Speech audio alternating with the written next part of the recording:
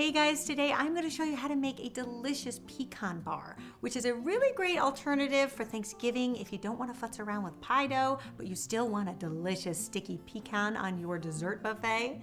These also work really well for holiday cookie platters too. Let me show you how to make them.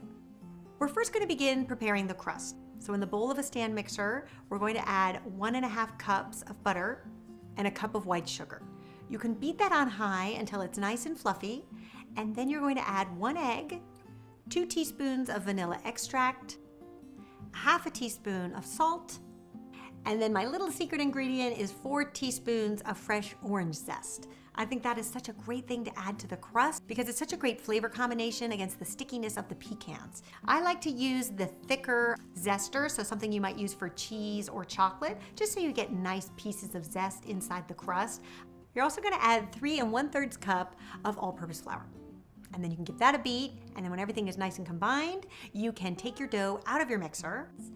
And then I like to work with a 10 by 10 brownie pan that has a removable bottom. I find this is like the best invention on the planet. Now, if you don't have a pan like this, you can also line the pan either with parchment paper going in opposite directions or foil.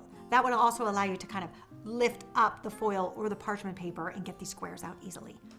And then I also make sure that I go right up into the corners and making sure that we have a nice tight seal of the dough. And then you can prick your dough ever so slightly. And then we are going to bake at 350 degrees for about 25 to 30 minutes, just until that dough is completely set and golden brown. And meanwhile, we can create the filling, which is super simple to do and doesn't use any corn syrup, which I know a lot of the pecan pies out there will use. So it's a little bit easier for people outside the states that can't get corn syrup.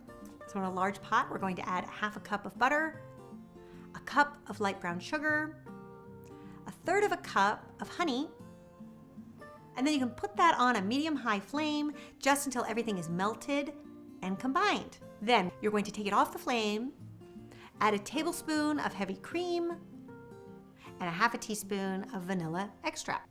How easy was that, right? Then you're going to take a separate bowl and put 3.5 cups of pecan halves. So I like to use the halves of the pecan. I don't like to actually chop them up. I just think it looks prettier that way. But if the chopped is all you can find, they'll still work. Then you're slowly going to pour the filling mixture on top of the nuts and give them a good stir, just making sure they're getting really well coated.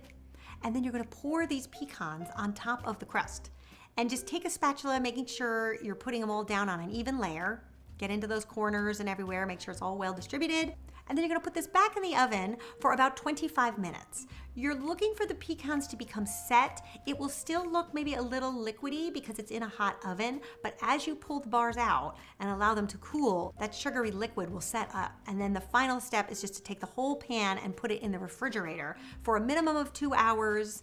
Overnight's even better, just until they're nice and set. Then take them out about 30 minutes before you want to serve them and run your knife just around the sides of the pan just to loosen any of the sugar that's kind of caked on there. And then remove your bars. And I like to cut them into 9 squares and then take each square and cut that down the middle so you have 2 rectangles. Then you can place your pecan bars on a cake stand, and I think these would make a lovely addition to any holiday dessert buffet.